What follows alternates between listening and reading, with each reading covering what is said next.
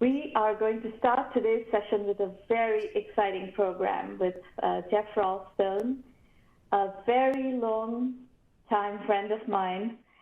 We have been in Silicon Valley, both of us, for a very, very long time, and seen the evolution of Silicon Valley in many, many, many different incarnations. So welcome, Geoff. It's great to have you here. Geoff is the president of Y Combinator and Geoff has been involved with Y Combinator right from the beginning, if I recall. So why don't we start there, Geoff? Let's kind of take a look back a little bit on the evolution of Silicon Valley and on the evolution of Y Combinator. Sure. I apologize for the cat attack here. This is one of the risks of doing talks from home. I've been actually at YC, working at YC for over 10 years now, and YC's been around for 16 years, but I've known Paul Graham, one of the four founders, sort of the main force behind YC for even longer than that. We worked at Yahoo together in the late 90s. And as Paul began thinking about startups and started YC in 2005, 2006, 2007, I did get involved and go to, just for my own learning, go to demo day and sort of watch what was going on and sort of got to observe firsthand how organizations like YC and YC as the real pioneer were changing how venture capital worked, how entrepreneurs could think about starting companies. But I'll tell you, that does feel like a really long time ago, back in the day. So what's changed in how you're operating now? You are now president. You've seen the beginning. You've seen the Paul Graham era. You've seen all the years in between. What has changed? It's a good question. A lot has changed, but I actually usually like to talk about what stayed the same. So maybe I'll start with that and then talk about how we've evolved over time. First, we're still a pretty small company. We're bigger than we used to be, but we still feel like a startup ourselves. Most of the people at YC are startup people, and we really try to hold on to that ethos as much as we can. We still fund mostly hackers, and I think of that fairly broadly. People who hack software more was the original idea there, but we fund people who hack hardware, who hack business, who hack biology, who work in the field of synthetic biology or biotechnology. We fund a whole bunch of companies all at the same time with common, simple documents. They don't tend to be more than 4 or 5 pages long. And we still run a 3-month program twice a year whose intention is to transform the trajectory of the companies that we work with.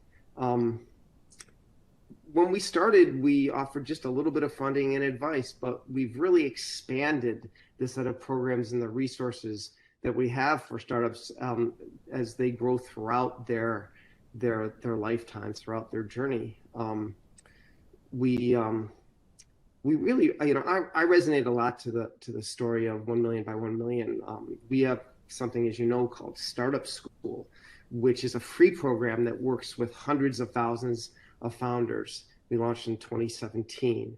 We have programs to help people find jobs at startups, work at a startup. We have a program called our Series A program that works with companies right after our batch program, our early stage program. And then we have a growth program, and indeed a growth fund that funds people later and later on. We have, I think of ourselves more now than the very beginning as a company built upon a software platform. So we have this very elaborate software stack and a software team to go with it that builds the software that Startup School runs on, our entire admissions process runs on, the batch itself and demo day runs on now more than ever, since we're entirely virtual since the pandemic as well. And of course, we have community software and financial software. So So, the founders and the companies that we fund have kind of stayed the same and kind of expanded too. We have funded way more international companies.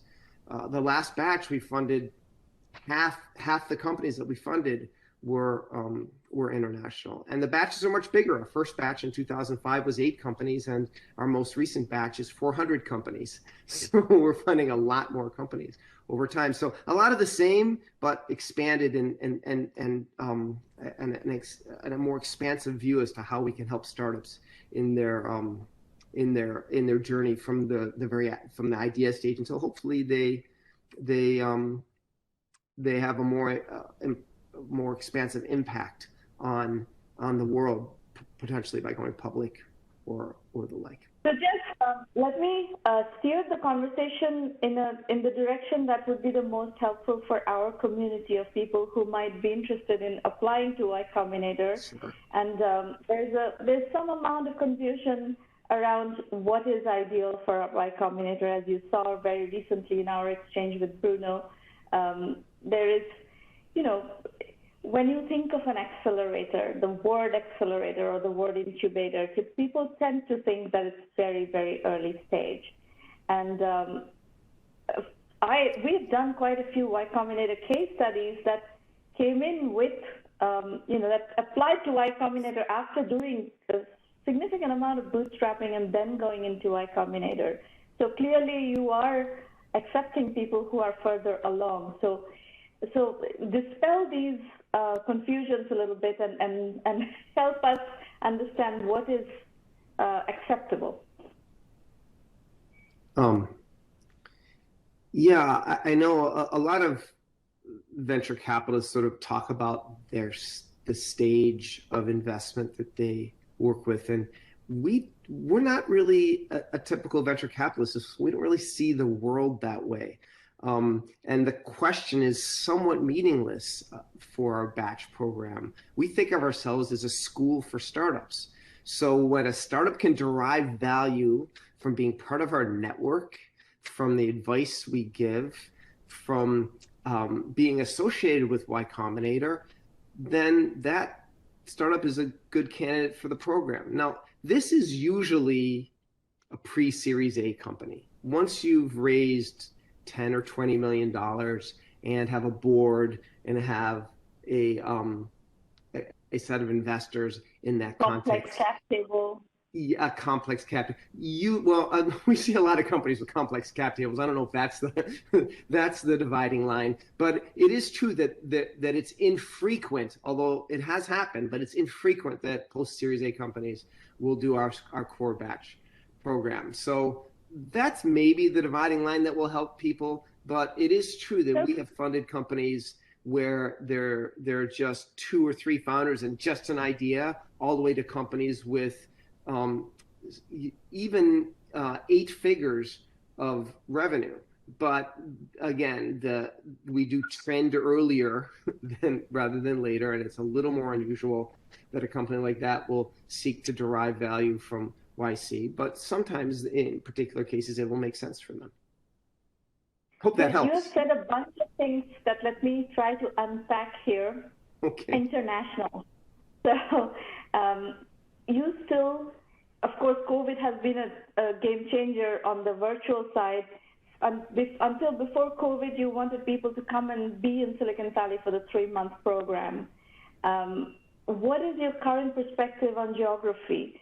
Do people do a virtual program and then can be anywhere, be doing their company from anywhere? Well, it is certainly true that the pandemic left all of us with few choices in that matter. Yeah. So the end of the winter 2020 batch was entirely virtual, and our demo day, the time when all of the companies describe what they're doing to venture capitalists from around the world, had to be entirely virtual. It was obviously impossible in 2020 to bring a whole bunch of folks together, not just in one country, but from around the world into a single room. That was going to be impossible. So our summer 2020 batch was entirely virtual. Our summer 2020 demo day, we completely rethought and rebuilt as an entirely virtual program. And That is, of course, true.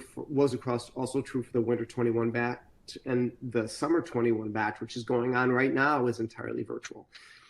Our perspective on the future is changeable. We're not sure. We're trying to figure out what 2022 will look like, whether there'll be an in-person component as well as a virtual component. Certainly, we've learned a lot about how effective we can be as a virtual accelerator, but I won't commit to anything in particular for 2022 because I just don't know what that year is going to look like as things settle down in the post-pandemic world. Will evolve YC once again to being somewhat different. I don't expect it'll be exactly like it was during the pandemic. I expect there will be some in-person component, but I just don't know how much yet. And in the meantime, while you're operating as a virtual company, the investors are also investing in companies all over the world, right? Right. One of the most surprising things about the pandemic was investors' willingness to invest over Zoom. I apologize to WebEx, but mostly it's Zoom. But it turns out,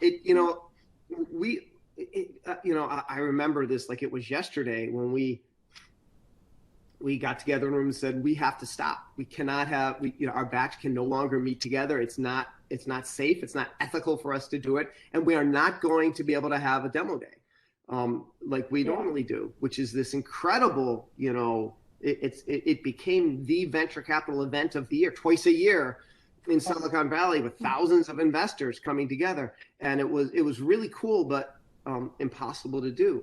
And so we really wondered, will investors just completely stop investing? What approach will they take? Is the world just completely shutting down? And in fact, what happened was investors recognized this as an extraordinary opportunity for the acceleration of the digital world and the digital trends that were happening anyway. And so what investors did was they opened up their wallets and said, we will meet with people virtually and we will invest in them. And I don't know that that's ever going to change. Yeah, no, I don't think that's going to change. And the other wonderful thing that has happened is people are much more willing to do deals, and the customers are much more willing to buy just over a Zoom call or, some sort of a digital conversation. And that's been phenomenal for international startups to be able to sell. For startups everywhere, international, local, it's, there are enormous efficiencies to be gained not commuting. You have cats going back and forth. I get that.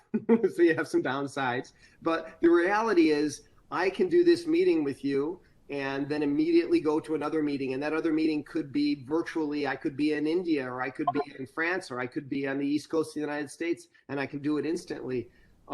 There's a loss, and we shouldn't, all of us who are being virtual here should not forget that. And if you're starting your virtual startup and deciding not to be in a room together, there's loss there. Frankly, I will be honest, if I were starting a startup tomorrow, I would have everyone in a room together. That's just me, and maybe I'm old fashioned. And there are some amazing YC startups that have never been in person. A startup like Zapier or GitLab, who've never been in person and have built incredible companies that way.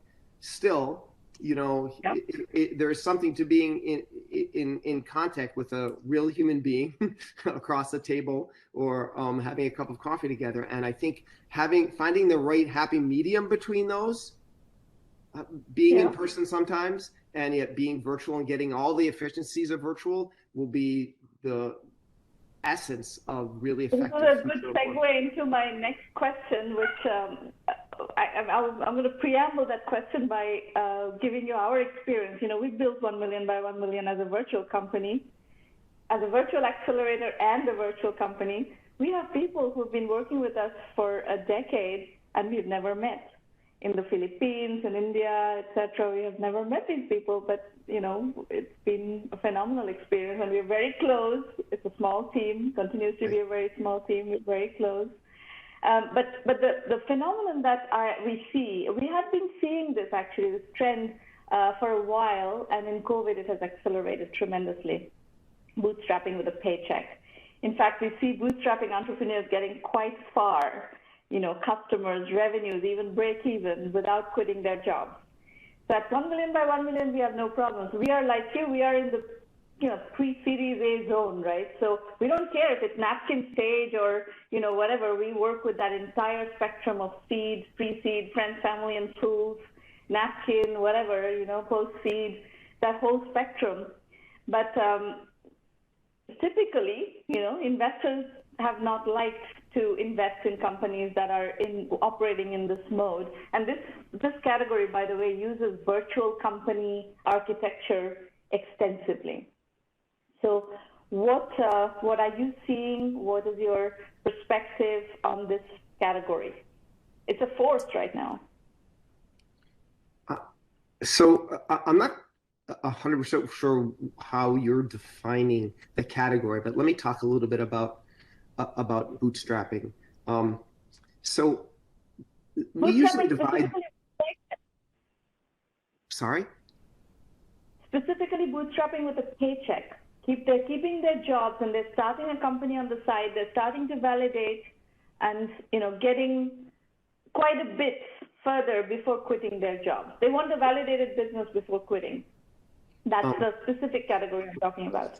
I remember when in 1993, this is maybe before some of your listeners were born,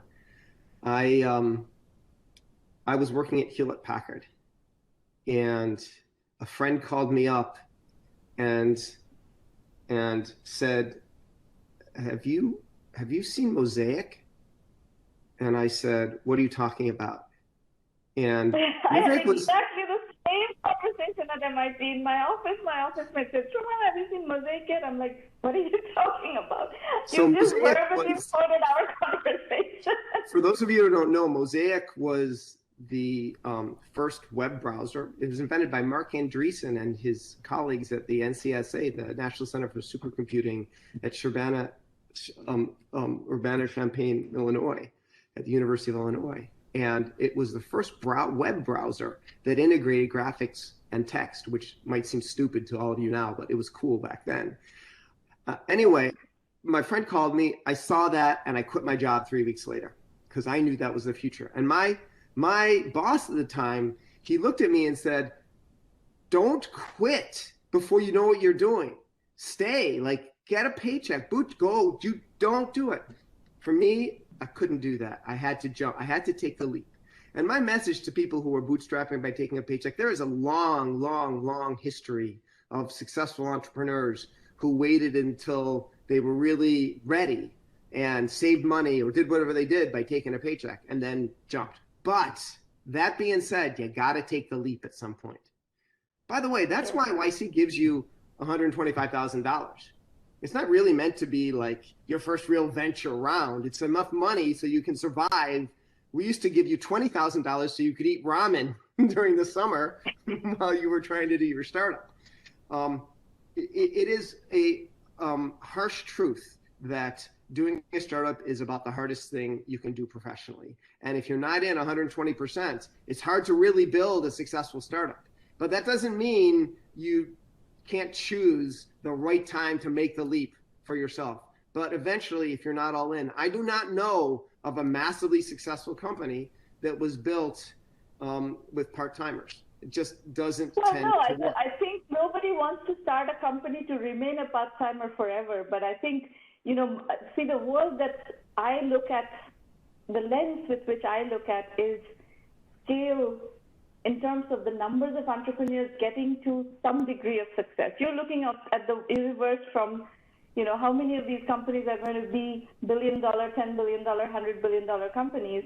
I'm looking at the universe of how many, how can we get more of them to $1 million company and to sustainability and so forth. So, you have a 97% rejection rate, I have a 0% rejection rate. So I have to think of ways that these people can survive, right? So most of them don't qualify for any seed capital, so they have to somehow survive. And paycheck is one of the techniques we have identified as a viable survival strategy until you get to the point where you can quit and go full time. Well, we're actually more aligned than you might think, Shramana. I'll say two things, or a few things. First of all, it's 98% rejection rate, so we only take about 2% for our best program. That being said, there's more startup content on YC on our website than anywhere else on the web, or at least more valuable in my opinion. Startup School is entirely free and gives you a lot of the benefit of the knowledge that we have as to how to start a company that is relevant across different types of companies. And I think lifestyle companies, as we call them, which are not really venture backable, because those companies that you're talking about, they're fantastic. They're just not going to get venture financing because, for a simple reason, venture capitalists can't get their money out of those companies. There's no way. There's not a public market for those companies. You can't get a return on your investment. And you have to understand venture math, right? Venture capitalists have limited partners who invest the money that they then invest, and they demand a return. So venture capitalists just can't invest in those companies. That doesn't mean that's not a perfectly valid way to build a company and have a really successful outcome. In fact, what I like to tell founders is that lots of times you can become very wealthy doing that without venture capitalists. It's just a different path that you take. And we really fully support that. But it is true that for our batch program, we're assuming that you're startups in the sense that you're going to grow fast, that you're going to need venture financing to finance that growth, and that therefore you're not looking to create a lifestyle company. Right, exactly. So, I mean, for us, our spectrum is broader than yours. Yours is, specifically the ones who will get funding. Forgive me if I disagree. You're broader than the batch. You're broader than the batch, but YC is broader than that. So, if I can be disagreeable there, Shramana. We agree. Yeah, you can be disagreeable. I can be disagreeable too. I think my content is the best on the internet, but that's okay. It's debatable and it doesn't matter. Well, we can argue about that all day as long as the content's out there and free. Look, when I was first wanted to start a company in the 80s, none of this content was available. Nobody knew, and now there's so much great freely available content. So many great programs to help you take that first step and become successful. That's the most important thing. That's the most important thing. Absolutely. So I have another couple of nuances that we are seeing, just like this bootstrapping with a paycheck is a nuance. There's bootstrapping with services, and very good companies are coming out of this mode of entrepreneurship. And of course, Oracle was founded in this mode. Alteryx is one of my favorite case studies. The guy, first I met him in 2013, Dean Stoker. And he told me this incredible bootstrapping with services story. They've gone public since, et cetera, et cetera. They have raised money. Many of these companies eventually raise money, but bootstrapping with services for enterprise software is a very, very effective way of getting close to customers, identifying problems, really deeply understanding the problems before turning a services project into a product. This we're seeing in droves, and we support this. We've supported this all along. Very effective. Do you like this genre? Do you have a pushback against it?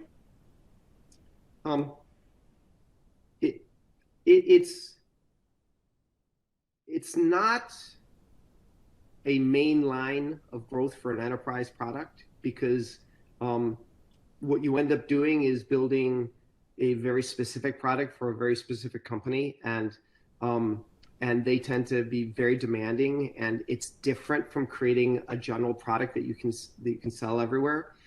I will say this, look, there's an enormous amount now more than ever of venture money available for B2B enterprise businesses.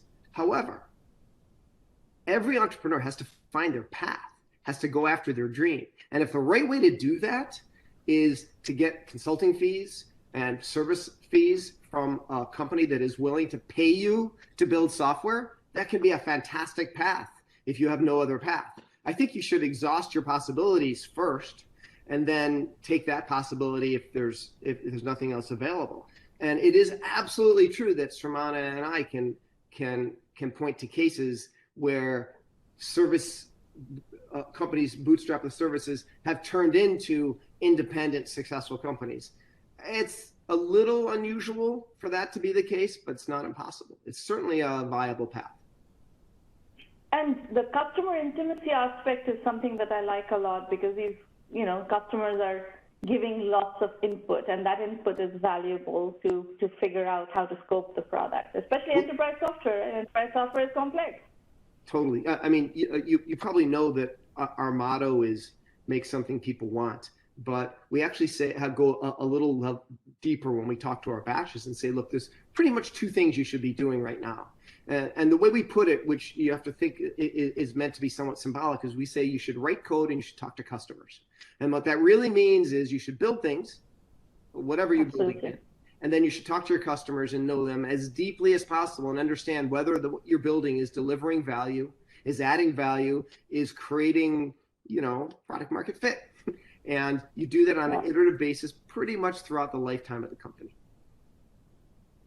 So the last of these creative bootstrapping techniques I want to dialogue on is bootstrapping by piggybacking, which is, there are a bunch of SaaS platforms out there. Salesforce, of course, was the pioneer in this field. Now there are more of those. And great companies like Viva, Velocity, all of these are, Viva is a stupendous company. Velocity was acquired by Salesforce eventually for over $1 billion. Aptus, MapAnything was also acquired by Salesforce. These were all built on the Force.com, original Force.com platform. A lot of, not having to build the whole stack saves you a lot of money. So this is something that people like Peter Gassner understood very early, and Renee Bonvani was running Salesforce Incubator. I remember Renee invited me to come in and gave me a whole tour, and I did a whole story on that way back when. So this is something we're seeing more. Atlassian is doing a path strategy and they have a lot of developers and a lot of startups. Snowflake is trying to do one. So this is becoming more and more of a phenomenon. So how do you view this trend that is coming along now? Well, I think it's terrific. And I will say, I don't think there's anything new here, except for the availability of platforms at perhaps different levels. Think about it. Every entrepreneur builds their company on the infrastructure that's available. And those infrastructures might be platform. In the beginning, it was the web. That was the platform that people built on. And then maybe it was Google and using the ability to use AdWords to get traffic to your site. And maybe it was Facebook later, or maybe it was Zynga if you're building a game platform. There was lots and lots of platforms that became available. AWS. Apple iOS, Apple SDK was one of the most successful of the developer platforms. AWS. This expansion of platforms on which you can begin your company. We have a company called Shogun that built their business originally on Shopify and is then expanded from there as they helped companies build websites on Shopify. There's enormous availability and possibility by these platforms that get to scale. One other aspect of this that I'll point out that I'm super excited about is, some of you might know, I started a sister accelerator of Y Combinator called Imagine K-12, focused on educational technology. And what's really cool about educational technology is that companies in that space have created platforms on which other ed tech companies can build. Companies like Clever that built a platform with distribute software into schools. Companies like Class Dojo, who created a platform that's available in essentially every elementary and middle school in the United States. The possibility that those platforms represent are enormous, and I think a boon to entrepreneurs everywhere. And by the way, of course, to the customers who are served by those platforms. I would say the big differentiator now in that trend is the level of abstraction. There's so much more abstraction, and you can do this thing so much more easily and effectively just because there's so much work that has gone into making it easier for developers. I think that's right. The infrastructure that we used to build on were pipes, and then higher and higher levels of abstraction all along. I think that's right. That's also true, by the way. Like another piece of infrastructure that entrepreneurs can build on now is open source, right? Open source has provided this enormous amount of capability freely available to use with your product, and I think that as well as those other platforms are making is one of the forces driving entrepreneurship, which is why we get an increasing number of applications, batch on batch on batch. We get over 15,000 applications for each batch now. And I think a lot of that is because entrepreneurs see the possibilities in all these platforms. Yeah. Um, Solo entrepreneurship is a subject that's coming up a lot in our universe. Um, Paul Graham never liked solo entrepreneurs. So what is your perspective now, 16 years down the line? I actually think that's a misstatement of what PG would say. We have always funded solo entrepreneurs. We have funded some amazing solo entrepreneurs with, incredible success track records. That's not our opinion about solo entrepreneurs. Our opinion about solo entrepreneurs. I'm really happy to hear that. Keep going. Our opinion on solo entrepreneurs is simple, which is that your probability of success as a solo entrepreneur is lower. Why is that? Because entrepreneurship is so hard. It's just so hard. It's psychologically hard. By the way, I have personal experience with this. I tried to be a solo entrepreneur, and I am not that person. It's too hard. I couldn't do it. I needed a team. I needed partners in that. Most people do. And it's not just because there's so much to do. Like, there's an infinite amount to do. So if you can divide that as a startup founder, so if you can divide that in 2 or 3, that's good. But there's another aspect, which is that because of the inevitable ups and downs of a startup, you need, like, when you're down, you need your partner to say, you can do this, we can do this, we're good. And it's super hard. So it takes a very special kind of entrepreneur to be able to do it as a solo founder. And we just have a higher bar, I would say. And when we find someone who's like, okay, I don't care, this person's awesome, they're going to do it, fine. But for most of us normal human beings, it's just, it's a step too far.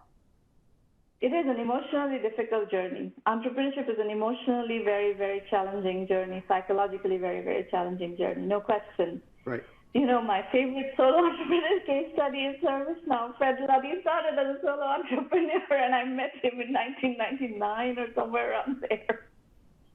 So, and he told me this amazing story of just kind of doing it very, very organically and selling to customers, and then, yeah, the rest is history. It's hard and it's lonely, and it's really difficult. So. Entrepreneurship in general is very, very, very hard. It's a very, very difficult path. Yeah. Last week we had Ben Narrison here, and he made a statement that, don't come to me if you're looking for work-life balance. And I pushed back on that because, if you can't maintain good mental health, it is very difficult to run the marathon. You burn out. You're gonna flame out. I talked a little bit about our sort of our mantra inside YC: write code and talk to users. But we've expanded that a little bit. We say what you should do is, at least during YC, but then beyond, is you should write code, talk to users, and get exercise and eat, and like stay sane, because over time we've realized that we really need to sort of beat people over the head with the fact that if they burn out and they have no life and they're miserable, that actually reduces their probability of success as opposed to the opposite. So it actually is super important that you stay sane and find some balance in your life. Life is too short otherwise. That doesn't mean you have to work your butt off, but you better, find a way to balance that with something else that keeps you sane. Geoff, I'll take a question from the audience. Actually, Bruno Poshoka is asking you, I'm starting to raise a pre-seed round at a given valuation. Valuation is TBD. If I get accepted to the winter batch, how do I explain the YC deal that is lowering the valuation of the company to existing investors? So Paul Graham wrote an essay called The Equity Equation a long time ago. And basically, the simple idea is that whatever equity, that you should take the deal YC gives for whatever equity it is, as long as you believe that we increase the value of the company more than a little bit more than the equity that we get. So if we take 7%, we have to increase the value of the company by 7.3%. If you don't believe that about YC and your investors don't believe it, you shouldn't do YC. Now, we will make the case that we transform trajectories of companies and increase the value by way, way, way more than that. And most investors around the world nowadays understand that. Our track record, I think, speaks for itself. and the set of companies that we've worked with, and companies' ability to raise funds once they're part of the YC program, and hopefully achieve success after that. So what you can tell your investors is, this is going to help us all be successful, so I should take it. And again, sometimes that's a conversation with investors, but it's really infrequently a problem in today's world. I will take one last question from the audience. Monica Chan is asking you, what's different from what you learned from being part of the YC program and the startup school? Is it primarily mentorship and access to a fantastic network of investors/founders?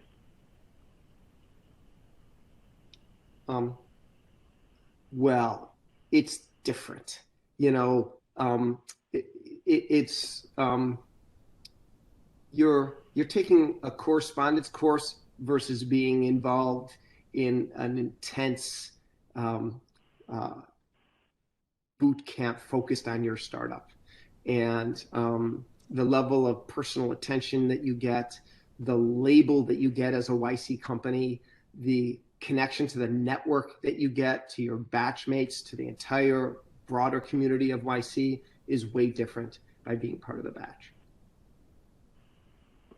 Very good. I think 8:40 was your cutoff. We have managed Q&A and everything and got you out of here by 8:40. Thank you, Geoff, for coming. It's great to see you. Great to catch up. We'll talk again soon. Thank you, Sramana. Good luck to everybody with your startups or whatever your path is in life. I hope everything goes well, and everyone stay safe.